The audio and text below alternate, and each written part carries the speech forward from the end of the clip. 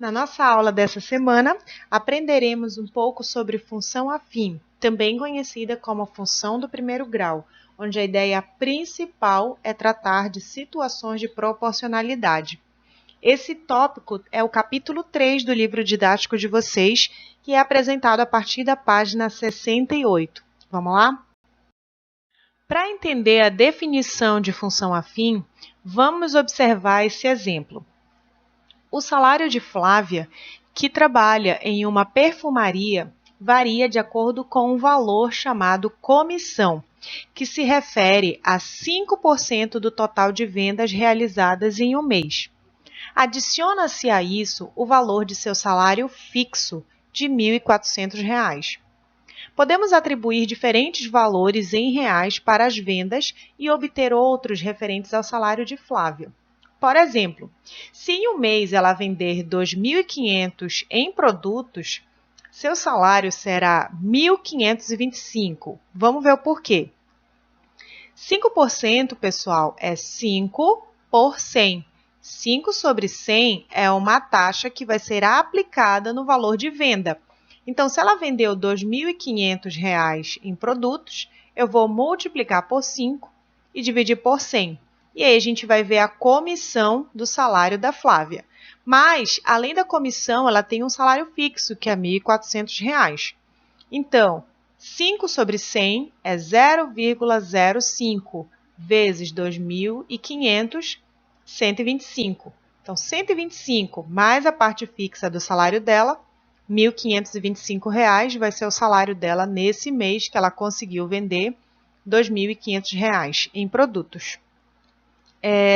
Dessa maneira, confirmamos que a remuneração de Flávia depende do valor das vendas realizadas em um mês, ou, em outras palavras, que seu salário variável dependente varia em função do valor dessas vendas. No caso, as vendas são variáveis independentes. Veja mais exemplos no quadro a seguir. Então, imagina que a Flávia vendeu 3.000, aí vai ser 0,05 vezes 3.000, que vai ser a comissão mais a parte fixa. Percebam que a quantidade que ela vende está variando bastante. Então, essa é a variável X, que é a nossa variável independente. Ela vai sofrer uma taxa de variação, que é a nossa comissão. Depois, ela é acrescentada uma taxa fixa. Se a gente quiser generalizar isso aqui, então, uma venda qualquer, V, ela vai ser multiplicada por 0,05, depois vai ser somado 1.400 a esse total. Então, a gente já pode dizer que esse tipo de situação é uma função que me daria o salário da Flávia. Então, salário depende da venda, S de V. 0,5 vezes V mais 1.400. Isso aqui é a fórmula que a gente vai passar a chamar de lei de formação para essa função que é o salário da Flávia. Tá? Então, vamos anotar a definição. Se você ainda não anotou a definição lendo na leitura do seu livro, anote agora. Dê um pause no vídeo e registre lá com destaque a definição de função afim. Basicamente, função afim é toda função que tem esse formato AX mais B. No caso do salário de Flávia, o A é uma variável que acompanha o valor, né, que acompanha a nossa variável X, e B representa, no caso aqui do salário de Flávia, a parte fixa do salário dela. Então, é isso que vai acontecer numa função afim.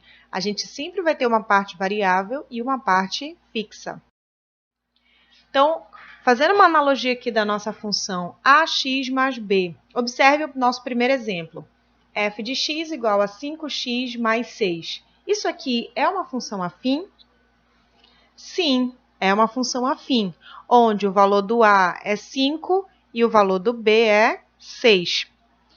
Nesse exemplo, f de x igual a menos x mais 3 é uma função afim? Sim, o A vale menos 1 e o B vale 3. Percebam que, embora o 1 não esteja aqui presente, né, visualmente, mas a gente sabe que ele existe, né? Ele é neutro aqui, mas ele está aqui, menos 1. Esse terceiro exemplo é uma função afim? Sim. Quanto vale o a dele? 2. Quanto vale o b? Bom, o b nem aparece. Nesse caso aqui, ele vale 0. F de x igual a menos 6. Quanto vale o a? Não aparece, portanto, 0. Quanto vale o b? Menos 6. Tá ok? Vamos ao gráfico de uma função afim.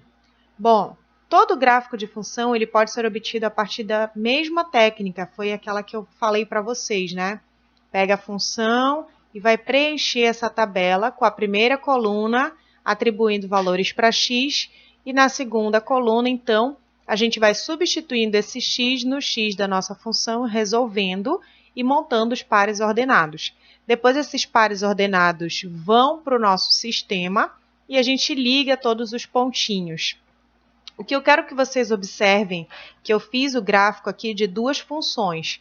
A segunda é menos x sobre 2 mais 3. Os valores que eu usei aqui já foram bem menos. O que eu quero que vocês observem aqui, gente? Toda função afim ela tem um único padrão. Ela é uma reta. Essa minha reta ela pode ser crescente ou ela pode ser decrescente, em geral, tá? O que eu quero que vocês observem é como a gente prevê que minha função é crescente? Através do coeficiente a. Então, observem aqui que o a dessa minha função é 2. E o a dessa minha função é menos meio, né? Então, se a gente apenas tirar o x, o que sobra é o nosso a. Como esse 2 é positivo, aí vocês vão anotar isso aqui assim. Toda vez que o meu a for positivo, a minha reta vai ser uma reta crescente. Agora, toda vez que o meu a for negativo, eu vou obter como gráfico uma reta decrescente. Anotou isso? Agora, observem mais. O termo independente aqui, que é o nosso coeficiente b, ele aparece explicitamente no gráfico. Ele é aquele pontinho onde a nossa reta toca o eixo y. Então, seria o caso de nem precisar calcular. Quando vocês baterem o olho numa função afim, o coeficiente b é um valor que aparece no gráfico quando ele toca o eixo y. Aqui, ó, o valor do coeficiente b é 3. Olha o meu gráfico aqui passando no eixo y no valor 3. Zero da função, também conhecido como raiz da função. O que seria, pessoal? Pelo próprio nome, né? É quando o meu y ele vale 0. Então, vamos pegar essa nossa função e igualar a 0. 2x menos 2 igual a 0. O que vai acontecer? Nós vamos descobrir quanto vale x quando o meu y é 0. Então, aqui, vou mandar o 2 para o segundo membro. Agora, esse 2 que está multiplicando passa dividindo, e 2 dividido por 2 dá 1.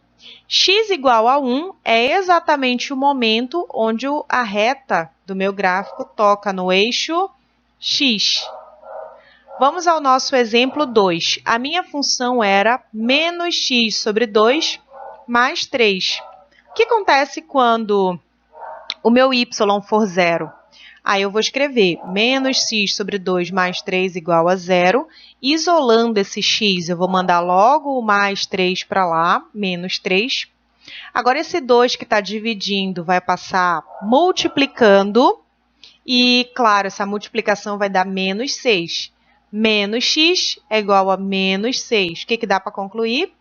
Que x é igual a 6. Então, olha aqui a nossa raiz, onde é que aparece? No cruzamento entre o gráfico da minha função e o eixo x. Pessoal, por enquanto, o que a gente conversou agora, dá para vocês trabalharem os exercícios da página 71 até a 72 e das páginas 76 até a 77. Até a próxima aula.